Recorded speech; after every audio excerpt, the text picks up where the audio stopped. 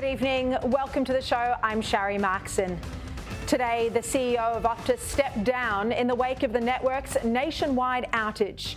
Is it fair this female CEO is being held as the scapegoat for an outage caused by Singtel? Was she set up to fail? I'll speak about this with Jeff Chambers. US prosecutors are seeking a court date for Donald Trump's criminal racketeering case right at the start of the presidential race. But with the former president flying high in the polls, could even prison keep him out of the White House?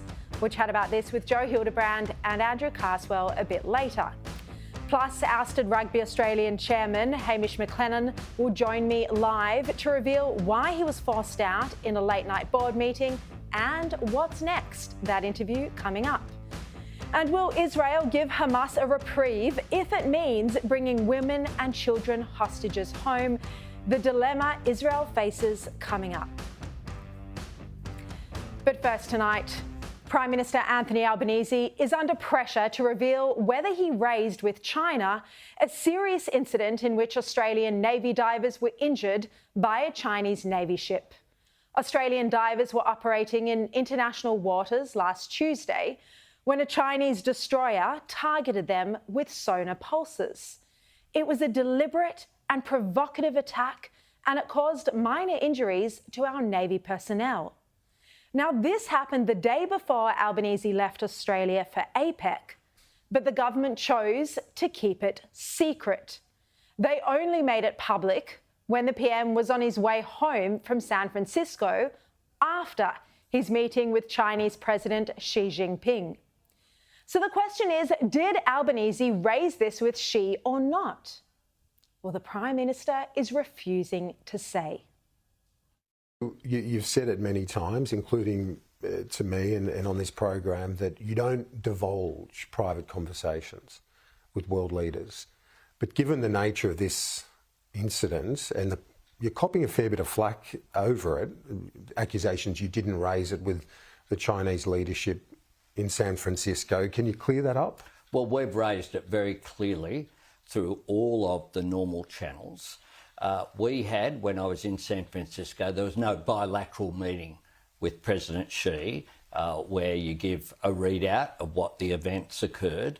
I don't talk about private meetings on the sidelines, discussions I have with any world leader. That's how you keep communications open. But I can assure you that we raised these issues in the appropriate way and very clearly, unequivocally, and China is in there's no misunderstanding as to Australia's view on this. So you can take from that answer that clearly Albanese personally didn't raise it with Xi Jinping. That's what it sounds like. It was raised through the normal channels, through department or ministerial level, but not by Albanese with the President of China. His response there that he doesn't reveal what's said in private meetings. But that's not true. Just a couple of weeks ago, Albanese detailed what was said in discussions with the president when he visited Beijing. Shadow Home Affairs Minister James Paterson says it looks like the Prime Minister didn't bother to raise this with President Xi, even though he saw him just a couple of days after the incident took place. Do you reckon Albo raised it with Xi Jinping? I think if he had, we would have heard all about it by now, because everyone's been asking the question. This incident happened on Tuesday last week, so well before the Prime Minister got on the plane to fly to San Francisco to APEC, he would have known this happened. And he's boasted about the time that he spent with Xi Jinping and China's Foreign Minister Wang Yi while he was there. But did he raise this question? Well, he hasn't said so, and if he's not saying so, I fear the answer is he didn't. Imagine serving in the Australian Navy, where you're prepared to risk your life to stand up for your country, and then wondering whether your Prime Minister has even the courage to verbally raise an attack on you with the Chinese president.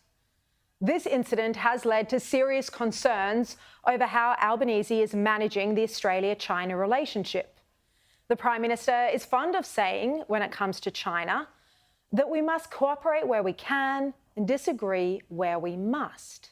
Well, that's all very well in theory, but this approach is untenable if it really means failing to confront problems like China targeting and injuring Australian Navy personnel. Turning a blind eye to Chinese aggression will only embolden it. The lesson to Xi will be that he can get away with treating Australia like this. He's testing the relationship, testing the strength of our sovereignty. The question needs to be asked, are we normalising relations with China, or are we setting up a new subservient relationship? The Australian Financial Review's political editor, Phil Curry, said today on Sky News that the Albanese government now has settled into what looks like a pattern of secrecy. The whole point about restoring dialogue, in their own words, is we can now, better cope with the differences and the difficulties that are going to continue to arise. So, yes, it's just so cynical. I think it's hard to sort of, comment on it, Tom, because it's so cynical from the government's behalf. I mean, they're not renowned for their transparency. They love secrecy, and it's just become. It's almost like a game. You feel like you're being played off all the time. Clearly, the instruction was don't put out the press release on the China incident until the plane's taken off. Well, what do they think people are going to say? Yeah. Well, we're just not going to notice that. Now, Phil Curry is a straight shooter and he's a veteran of the press gallery. His comments about this lack of transparency from the Albanese government are telling. James Patterson asked today, if Albanese is going to do such extensive international travel, then he also has to stand up and advocate for Australia and our interests. If he's not going to advocate for Australia, then why is he travelling? Is it for the selfies and the trips on a luxury private plane? But the whole purpose of this travel is that he advocates for Australia's interests, that he stands up for Australia. Now, if he met Xi Jinping and Wang Yi, the foreign minister of China, while he was in San Francisco and he didn't raise this, then frankly that is a desertion of his responsibility as our prime minister. That is an abdication of leadership. An abdication of leadership. Now, Albanese managed to squirm and skirt around that question in his interview with Kieran Gilbert today, but at some point he is going to have to address whether he stood up for Australia's interests. He can't hide from this question forever. But let's have a look at the broader point here. Albanese is being extremely careful not to criticise China, our enemy, yet he doesn't give a second thought about publicly lecturing Israel, Australia's ally. Over the past month, we've seen Albanese boast about his 2 meetings with the Chinese dictator, when China still has trade sanctions in place on some of our beef products and on lobster and wine, and Australian writer Yang Hangjun is still wrongfully detained in prison. And China continues its hostile aggression, including sophisticated foreign interference and influence operations and intellectual property theft. Yet Albanese hasn't made any effort to personally travel to Israel to meet Netanyahu or Herzog in a show of support with a democracy where we share the same values. The bigger picture is that Albanese's performance this year has been so lacklustre that his second term in office is now looking less assured. You may expect criticism of the Prime Minister here on Sky News, at least at night time, but the political editors for all the major newspapers wrote highly critical pieces about the Prime Minister over the weekend. The Fin Review's political editor Phil Curry wrote, and I quote, one long-time Labor figure questioned the Prime Minister's judgment in allowing the perception of detachment to fester. I no longer recognise the bloke who had his ass hanging out of his pants and who was always in touch with the punters. There are 2 views in the party, noted one insider. The first, held by sensible people, is what the F is going on. We'll finish the year and all we will have done is F'd the referendum.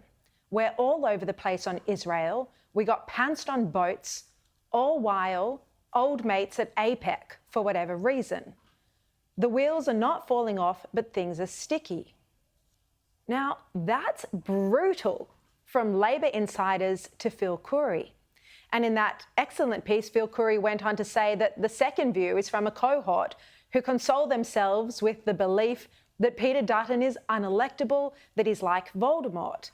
But he notes that that's what Labor said about Tony Abbott, who then went on to win a 14-seat landslide. Now, News Corp's weekend political editor James Campbell was also scathing about Albanese's performance. He wrote that suddenly a question which only weeks ago seemed silly is starting to be debated seriously in Canberra. Could this government be a oncer? He writes that what has changed has been the dawning realisation since the voice went down that far from distracting the government from all the other things that ought to have been talking about, the space the voice was taking up in the national conversation was actually hiding the fact that this is a government that doesn't really have much in the way of an agenda.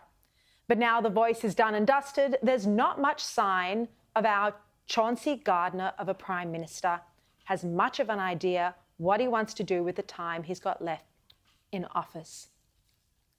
And then the Australian newspaper's political editor Simon Benson wrote that the political dial has begun to shift against Labor and Albanese, and that midway through Labor's first term of government, after almost a decade in the wilderness, Albanese's ambition for an extended period of Labor government already is being questioned. All the newspapers there, all scathing. As the year ends, we're in a worse position with the cost of living crisis, with both businesses and vulnerable families doing it tough. Australia has distanced itself from its ally in Israel while acting subservient to its enemy in China. And the policy debacles are coming thick and fast, from the detention scandal to high immigration numbers that are pushing up inflation.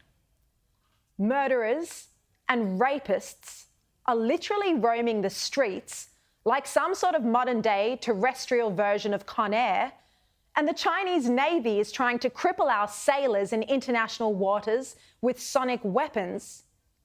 And all Albanese can do is pose up in some sort of Griswold family photo.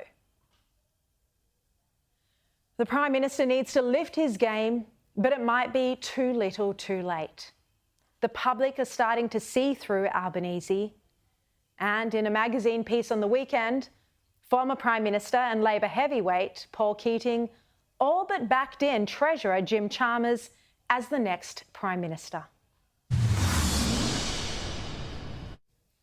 All right, let's have a look at this and the rest of the day's top stories with the Australian's political writer, Jeff Chambers.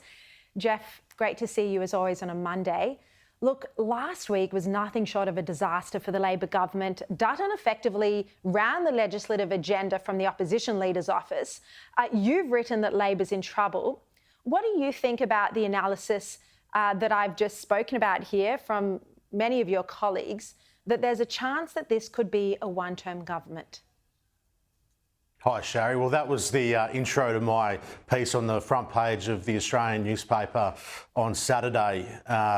And last week, it's been, internally deemed as the worst week for the government since the election, worse than the referendum loss. And for the first time, particularly on the weekend after my piece ran, I had a lot of phone conversations and contact with Labor people. And we'd really, to that point, we'd seen a lot of unity, solidarity as the government rolled out their agenda. Now we're starting to hear some question marks over political management, policy development, and very low level rumblings over the need now for a major reset or potentially a reshuffle to really get things back on track, because so many of the economic factors and the security factors which are going to weigh down this government towards Christmas, there is no saying that it might not actually worsen into the start of next year.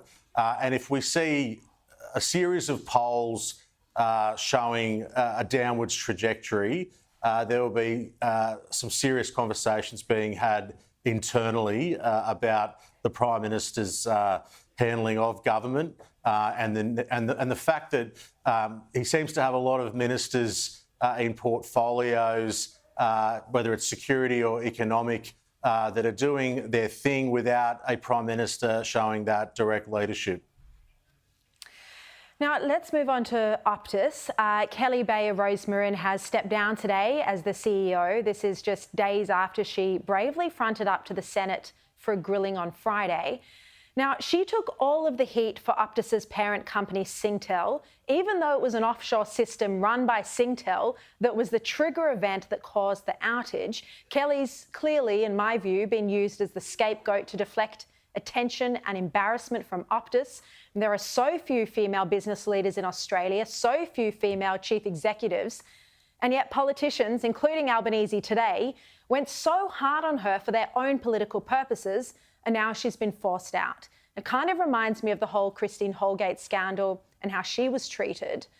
And Kelly was also hung out to dry with no COO. She didn't have her own communication experts to advise her on how to handle the media on the day of the actual outage. This all left her vulnerable. Now, she's a young, very bright, up-and-coming executive. It looks like she was set up to fail, not given the support by Singtel. Jeff, it really looks to me like she's been treated unfairly. She's been sacrificed by the global company as a fall girl in this instance, for this outage that was caused by their own offshore systems. Yeah, it was an absolute debacle, Sharri. But I guess we go back to September last year and there was that major cyber incident and there were question marks there around her handling and her team's handling and management of that crisis towards, then we had obviously the outage a few weeks ago. I think that Optus should have learnt the lessons of last year and, as you said, brought in more support and help around her to be able to handle that. I mean, what happened the other week and the impact on millions of Australians in terms of KPIs, I mean, at the end of the day, the CEO wears it, but there was a huge political witch hunt. It started immediately from the government and all sides have joined that. You'll see statements from every political party today welcoming her departure. But it is the second biggest telco in this country. We need it to be operating effectively and well. We need that competition here in Australia. So it'll be interesting to see what they do. Obviously, Gladys Berejiklian is there. We'll see what kind of role she plays moving forward. Look, just to go back to Albanese for a moment, a big story today, of course, what I spoke about in my editorial, Albanese's handling over the injured Australian Navy personnel. Whether or not he actually raised it with Xi Jinping, it doesn't look like he did from that answer he gave Kieran Gilbert. But then there's also the issue of the secrecy and why the government kept this incident secret until after Albanese's visit with Xi. What's your view about how they've handled all of this? Really poorly. I think efforts this afternoon were really cynical, very mealy-mouthed. I think it's absolutely 100% clear that the Prime Minister did not raise this with Xi. The timing was appalling. It came days after this serious incident. We saw all the photo ops. We constantly hear that rhetoric about how Australia and China will find this middle ground to get along. But only last week, the ASD revealed that the Chinese were sponsoring mass cyber attacks on Australia. We've got intellectual property theft. I mean, the list is really long. And I think the Prime Minister has to categorically say what happened here. He said that the usual channels were followed. Well, that would usually mean that Wang Yi probably was aware of what had happened on the sidelines of APEC. But as for a leader-to-leader discussion about it, very, very unlikely. All right, Jeff Chambers, great to see you again on a Monday. Thank you so much for your insights, and we look forward to reading your articles in the Oz this week. Now, coming up, Chris Mitchell will join me to discuss why can't journalists in Australia cover the terror attack on Israel with the same honesty and integrity as Arab-Israeli journalists. Stay tuned. Tonight, there is hope that some of the 240 Jewish hostages held by Hamas could be released in the coming days. There have been negotiations between Israel and Hamas, reportedly brokered by the US and Qatar. No deal is finalised, but the Washington Post reported that Israel would take a 5-day pause in return for a group of hostages, potentially the women and children. I've confirmed independently that the principle of this is correct, that this is what's being negotiated. But there's internal debate, both in the Israeli government the media, and in Israeli society about whether this deal is the best approach. Is it worth giving Hamas the extra days to regroup? And should Israel accept only women and children? What does that mean for the so-called men, some of whom are really just boys at 16 years old? Does this mean the men, the fathers, the sons, the brothers would be effectively abandoned and left to die? The people who are supporting the deal say that it's best to bring home whoever Israel can as quickly as possible, remembering that there are many children still being held hostage, including one baby, Kafir, who was taken captive at 9 months, now 10.5 months old. More than 30 children are among the hostages. It's unconscionable, unthinkable that they're being held with terrorists. A group of families of the dead and missing have now filed a crimes against humanity case against Hamas at the International Criminal Court in The Hague. One of them, a father whose daughter was killed at the dance festival, and you might recall we had him on this program, Eyal Waldman. He said as he was leaving the criminal court that the ICC should issue arrest warrants against Hamas chiefs, just as they did in March against Putin for war crimes in Ukraine. Prime Minister Benjamin Netanyahu and his war cabinet made the point in a Saturday night press conference that the effort to destroy Hamas won't end and that Israel will hunt down the terrorists wherever they are in the world, even outside of Gaza, even in Qatar, just like Mossad did with the architects of the Munich Olympic massacre. There's also now discussions starting to take place about what Gaza would look like and who would step in as a governing body when Hamas is ultimately defeated. President Biden has suggested the Palestinian Authority, that Mahmoud Abbas should take control, but it's a notion Netanyahu has firmly rejected. My goal is that the day after we destroy Hamas, any future civil administration in Gaza does not deny the massacre, does not educate its children to become terrorists, does not pay for terrorists, and does not tell its children that their ultimate goal in life is to see the destruction and dissolution of the State of Israel. That's not acceptable, and that is not the way to achieve peace. There are also reports now that Hamas terrorists are slipping away from northern Gaza and into the south, using humanitarian corridors to escape and hiding among the civilian population. David Horowitz in the Times of Israel writes, if much of Hamas's terrorist army is melting away, the IDF is going to have to stay in Gaza for a long time to make sure it doesn't simply return and reassert itself. Nobody else is going to do that job. Well, while all of this is on our minds, closer to home, of course, we're also dealing with this continued epidemic of anti-Semitism. A school pro-Palestinian, and by that I mean anti-Israel protest, is planned for this week in Melbourne, with Premier Jacinta Allen outrageously refusing to shut it down or tell students not to attend. This brings anti-Israel sentiment directly into the classroom, into Australian schools. It risks creating an unsafe environment for our Jewish children at school. Speaking at Central Synagogue in Sydney on Friday night, former Prime Minister John Howard said he was ashamed of the anti-Semitism that we're seeing on our streets. And he said that mainstream Australians don't agree with it. And I am, as an Australian, I am ashamed at what your community has been subjected to over the past few weeks. And I get angry whenever I hear my country being denigrated. And when I read stories of discrimination against Jewish people, where I hear stories of schools telling their students not to wear their uniforms outside the school ground. You just can't compare his remarks and those of other former Prime Ministers to our current Prime Minister. And I thought the former Foreign Minister, Alexander Downer, made a brilliant point when he wrote in his Fin Review column that no humanitarian crisis, whether it's the Taliban, the Zimbabwe regime, the persecution of Uyghurs in China, or the oppression of women in Iran, has generated demonstrations on our streets the way this has. He made the point that it shows that anti-Semitism is rife. And columnist Henry Ergas wrote on the weekend in The Australian about the United Nations, the original creator of the State of Israel.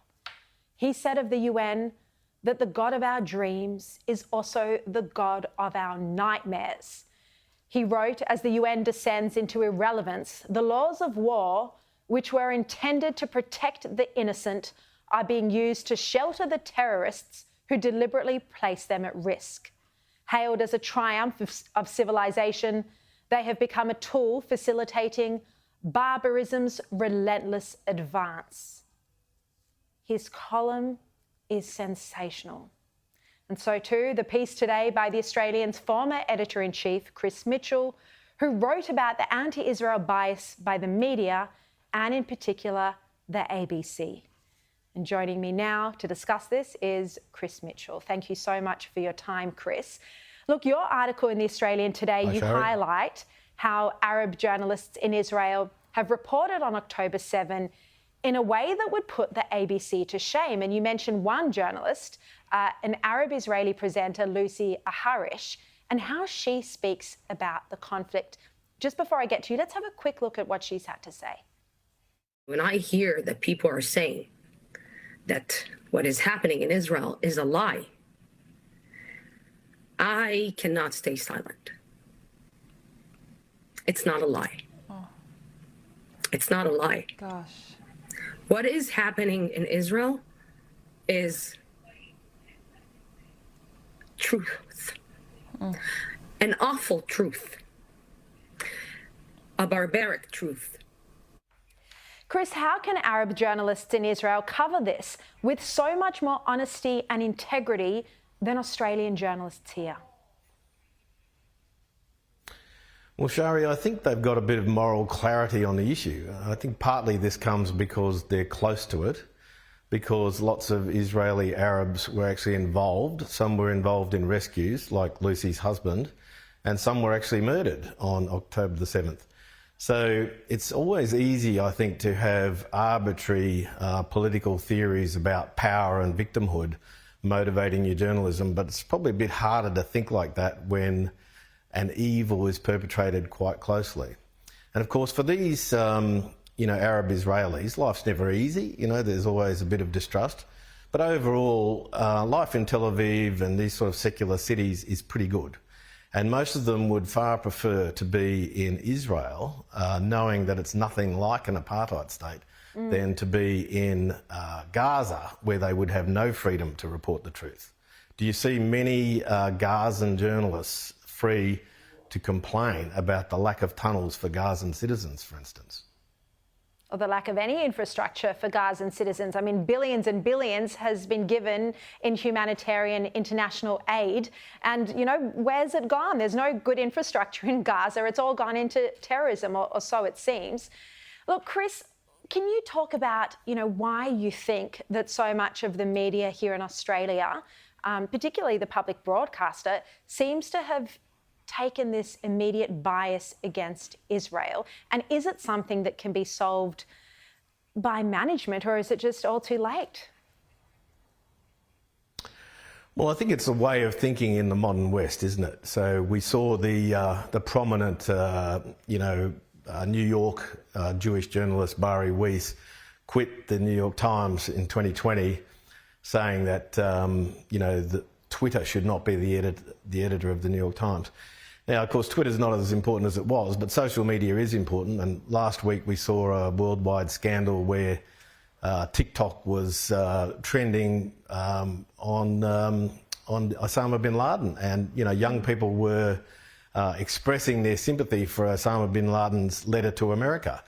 Now, this is actually barking mad thinking, but it is the way the world is going. And I think, Bari Weiss called in a speech she delivered to a group of lawyers from the Federalist Society last week for a bit more clear moral thinking on these sorts of issues. And to, for people in the West to understand that there are good things about Western civilization, that America is good, that Israel is good, that Australia is good, that our values don't need to be trashed. And we certainly should also be able to call out evil when we have to. So there is something inherently evil and barbaric about going into civilian neighbourhoods on the Sabbath morning and raping and murdering and burning alive civilian people. This is a whole other quantum from what's happening as the IDF tries to root out Hamas. And not many Australian journalists are capable of calling it out.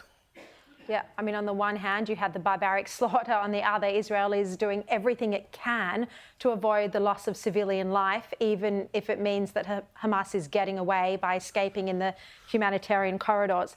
Now, Chris, I just want to finally ask you about the closing quote in your article in The Australian today. You quote Yossi Klein Halevi from the Times of Israel, and you say that this is what he says, naively we had assumed that the October 7 massacre would linger in the world's consciousness. Surely those who played down Israel's security fears would now understand the nature of the threat we face on our borders. No, we patiently explain the massacre was not in response to anything Israel does, but to what Israel is. What does that mean to you? How powerful is that comment? Well, I think it really refers to what Hamas wants for the region from the river to the sea. You know, they want an Islamist totalitarian society. You know, they don't want freedom for LGBTQ people that you might get if you're in Tel Aviv today. Yeah. They want the sort of total theocratic control that the mullahs have in Iran. And I think people in the West who are sort of cheering for this need to grow up a little bit and think about what sort of freedoms we take for granted in the West and what we expect for our children. And possibly also to look at, you know, who's responsible, who really has the power in these societies.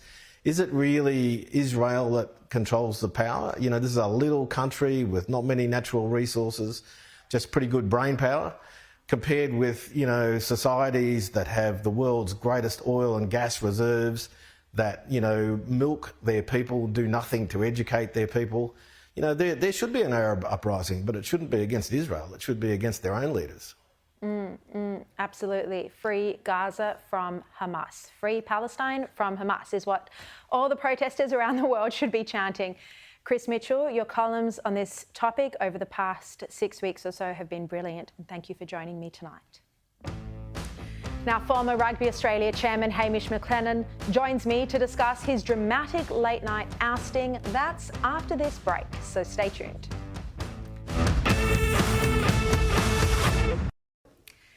Welcome back. Rugby Australia chair Hamish McLennan was ousted last night at a crisis board meeting. Obviously, Rugby Australia hasn't had a great year, but how much of this is actually his fault? I'm told that McLennan has been a strong and decisive leader as chair, while the Rugby Australia board is risk-averse and beige. The trouble for Hamish escalated when he embarked on reforms to centralise the state-based bodies. There was also criticism over his hiring of Eddie Jones, described as a failed experiment. All of the animosity against him was then kicked along by a smear campaign in the gossip pages of the 9 newspapers. Figures like John Howard and John Coates came out to support him over the weekend, but it was all too late. The man who has dominated the headlines for weeks joins me live now. Welcome to the program. Thank you for your time. Thank you. Look, the unions released quite a stinging letter against you on Friday. I'll just quote from it. They said that your decisions and captain's picks directly led to an historic failure at the Men's Rugby World Cup, also Wallabies international ranking at a historic low. What's your response to the unions effectively blaming you for the poor performance? I think that's a bit cute. Since 2015, where we made the final of the Rugby World Cup, we've been on a slide. In 2019, we got knocked out in the quarterfinals, and we haven't won a Rugby World Cup in over 22 years, and we haven't won a Bledisloe Cup in over 20 years. So I don't think you can blame one person or one individual. Where do you think this depth of animosity towards you came from? Look, I think it certainly came from the ACT Brumbies in Queensland. I think I've had some broad support from West Australia with Andrew Forrest and Nicola Forrest in the Force, the the Victorians and New South Wales people. So I think it's inaccurate to make it sound like I've just got everyone against me in that regard. But I think I've annoyed a lot of people with some of the calls that I've made, but I think rugby has needed strong leadership for quite some time, and it got a bit feral. One of those calls, the hiring of Eddie Jones? Yeah. One of the most successful coaching exports in the world, happens to be an Australian, as you know, and you look at it and you go, he's got 3 separate teams to Rugby World Cup finals.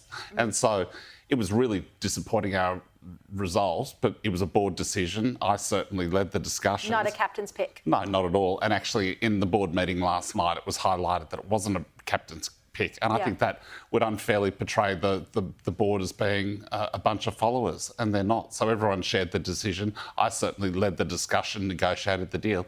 But Eddie is a fantastic coach. It didn't work out this time. So is it all Eddie's fault, or is it the system? And I think it's the system. Look, you've often traded barbs with Peter V'landys. That was reported in the Oz today. You are the only rugby union leader to try and take on the NRL by poaching Joseph Suaalii, $1.6 million salary figure that you confirmed on Ben Fordham this morning. Do you think this put a target on your back as well, the fact that you were trying to take on the NRL? Oh, look, no doubt. Actually, walking into the studio tonight, I was talking to Joseph. He is a lovely guy and he will fill stadiums. He's a prodigal talent. He's a lovely person. His family are terrific. And so you will always get divided opinion on calls like that. But I can tell you, as somebody who's worked in marketing and promotion, he will actually put bums on seats. And he's a fantastic, footballer. So he'll be fantastic for Australia. I've been told that some of the sponsors who are loyal to you, like Cadbury, have been wobbling today. Have you heard this? Look, if you read the articles over the weekend, I mean, I've had quite strong support from the Cadbury client. They're wonderful people, very professional.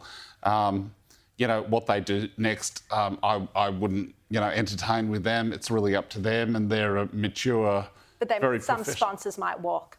They may not. I don't know. And so, I hope they all stay with rugby.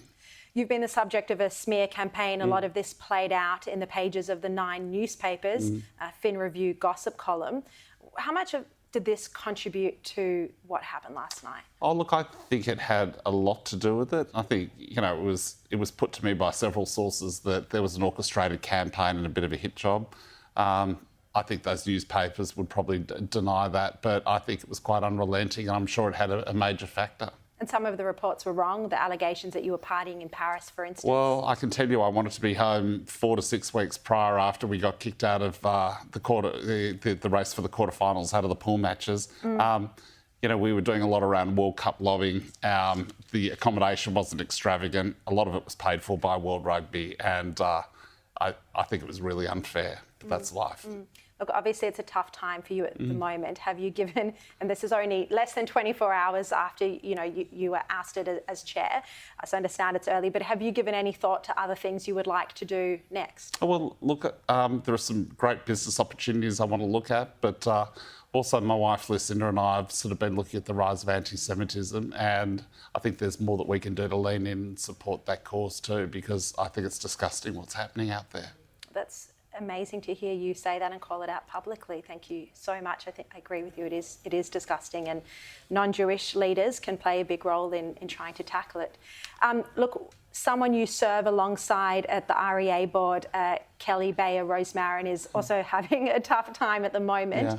I said earlier on the show tonight that I think she's being held up as a scapegoat. The outage was triggered by an event offshore with Optus's parent company Singtel. What's your view on the pile-on against her? Look, I really feel for Kelly too. She's been a great contributor to the REA board. It's a $22 billion company. When the share price is upward, that's our peak. We're very loyal. So, we wish her the best, and we're here to help her. Hamish McCannon, I so appreciate you coming up and sitting down for this interview on what I can imagine is a tough time, but I love the approach that you expressed on radio this morning about being philosophical about it all. It's just a game. It's just a game, so, life goes on. It does indeed. Okay. Look forward to seeing what you do next. Thank you so much. Bye-bye. And after the break, I'll be joined by our regular Monday panel, Andrew Carswell and Joe Hildebrand. We'll look at Donald Trump and whether his court date will interfere with his race to be president. Stay tuned.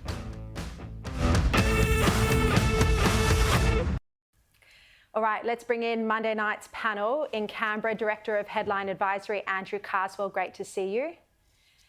And in Sydney, Sky News host and potentially the next host of 2GB replacing Deb Knight, Joe Hildebrand. What have you heard? What have you heard? I'm asking Someone called you? No one's called me. Do you want me to act as your agent now? Yeah, I think someone has to. I think everyone at 2GB. I think their phones must have been caught up in the Optus outage. But I honestly have no idea. No, I'm just happy wherever I am, everywhere I am, all the time. Well, you are one of the candidates according to the gossip pages. So there you go. Look, let's go to the latest with Donald Trump. It looks like the court date for his criminal racketeering case is going to be set for August next year in Georgia, just as the general campaign starts only 3 months before the November presidential election. He's pleading not guilty. He says this is all part of a witch hunt against him. Andrew, this is clearly very political to time this case for August. Well, the great irony here, Sharri, is that this case has been brought against Trump for allegations of interfering and undermining the democratic and electoral process. But this case, in its very nature and its timing, undermines and interrupts the democratic process. So I think there are a lot of people out there thinking today that, this will be a considerable interruption to Trump's campaign. I disagree. I think this will be Trump's campaign. We all know that he's going to become the Republican candidate here, but now he will get to stand on the steps of a courthouse every single day and rail against a complete erosion of the trust that ordinary Americans have in their political and judicial systems. I mean, this is Russia-type stuff, where the only difference is that Trump's not being marched out out of Siberia. And I think it will be a daily reminder to ordinary Americans that this is not the America that we want or we want America to become. So it is a platform for him. He doesn't need to get on a plane to go to Des Moines, Iowa.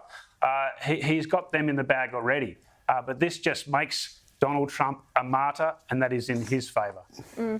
Joe, it seems like no matter what the Democrats throw at him, how many criminal or civil cases, his popularity just goes up and up in the polls. It does at this point look like we're probably going to have another Trump president. Yeah, I think, and again, I think both a Biden presidency and a Trump presidency would be disastrous at this point in world history. We've seen what's obviously happening in Israel and Gaza. We've seen what's happening in the Ukraine. Then the US is basically all that is stopping the world from falling apart into terror and chaos. And we need a strong US with a strong leader, not an erratic US with an erratic leader, or a leader who doesn't know where he is or what day it is or what his first name is. So that's my first caveat. The truth is, I think the biggest indictment here is not the one faced by Donald Trump, but an indictment on the Democrats, because they clearly do not know how to beat this guy on the actual electoral battlefield. They clearly are scared. The only way they were able to beat him last time was when Joe Biden was able to pull together an extraordinarily broad coalition of voters that range from kind of ex-Sanders socialists to the Lincoln Project, ex-Republican, conventional sort of establishment Republicans or whatever. So it was like, there wasn't really a vote for Biden, there was just a vote against Trump. And in many ways, it was a bit like the vote against Morrison last year. And the truth is, the Democrats have thrown all sorts of things at Trump, like the Russian collusion charges, the Supreme Court interventions into his immigration policies, and now, of course, this, because they clearly don't have a strategy to beat him at the ballot box. And that is an awful indictment on the biggest political organisation in what is supposed to be the greatest democracy on earth. Yeah. All right, let's turn to this topic on Elon Musk. I really never thought I'd be having a topic where I'm speaking about whether Elon Musk is an anti-Semite or not. He says he's not. He insists he's not. But people are questioning whether he is anti-Semitic after a string of tweets he sent on the platform he now owns last week. And major companies are now even pulling advertising from X after he retweeted a conspiracy theory that alleges Jewish people have been pushing the exact kind of dialectical hatred against whites that they claim to want people to stop using against them. I mean, it's just nutty stuff. And Elon Musk then replied to this person to say that he was speaking the actual truth. Andrew Carswell, I mean, you can't argue that's not anti-Semitism. Yeah, it's rather bizarre, isn't it? And it just smacks of a bloke having one too many drinks and sending a few tweets or text messages that probably revealed a little too much of your character and your deep-held personal views.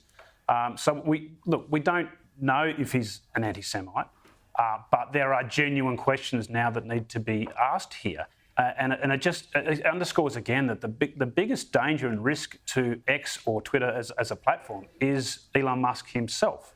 So there are certainly many questions that need to be answered here. Sure, he's had a falling out with the Anti-Defamation League, the wonderfully named Anti-Defamation League, and that's been patched up. And he's trying to push this citizen journalism category on Twitter. So we get all that. But a gross overstep here by Elon Musk.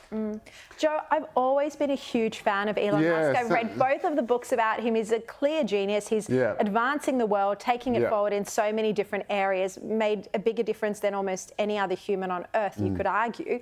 But he is allowing anti-Semitism to kind of thrive on the platform he owns. It's a really weird one. Like you, I find Elon Musk absolutely fascinating, and he thinks outside the box, and that is fantastic, and that is why he's the multi-billionaire that he is. But I suppose it also means that there's a danger of sort of going down rabbit holes, falling for conspiracy theories about the Jews or whatever it is. I mean, I have no idea what he's talking about, to be honest. I don't either. It's at this point you claim that your Twitter account's been hacked, usually in the media cycle. But that's not his style. He stands by everything, of course, because he's Elon Musk.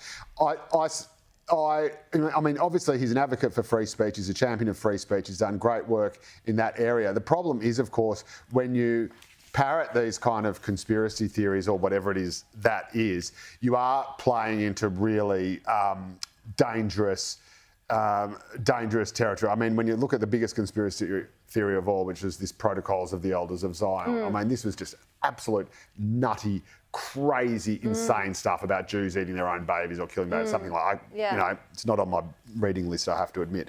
But this is something that actually, is at the centre of Nazism. This is something that's been the centre of Jewish purges or myths similar to it. It's been the centre of Jewish purges throughout, medieval Europe. This is something that's at the centre of Hamas's belief as to what Jews are and what they do and what they're secretly plotting and planning behind the scenes. So these things have real-world, catastrophic, murderous consequences on the ground. They're not just kind of, harmless sort of idiotic things in the back corners of the internet. Look, just on this topic, Andrew Carswell, we saw John Howard, and I played an excerpt of it a bit earlier, gave a very strong speech at a synagogue on Friday night. Do you think that Albanese is ever going to come and call out anti-Semitism? 30-second answer. No, because it would cause a disruption within his own party. And to be honest, I don't think he understands it or gets it. It's instinctive for the right of politics. It's not for Albanese. Yeah. What do you think, Joe? Yeah, look, obviously the Labor Party is divided on this, and I think that's one of the uglier elements of particularly the left of the party. And but again, I think Albo thinks he has been strong, and I think for many people on the left, they think he's actually gone too far, which tells you how far they are down the other rabbit hole. Yeah, scary stuff. Joe Hildebrand, Andrew Carswell, thank you both so much. And that's all we've got time for today. Thanks for watching. I'll see you 5 o'clock tomorrow. And here's Peter Credlin.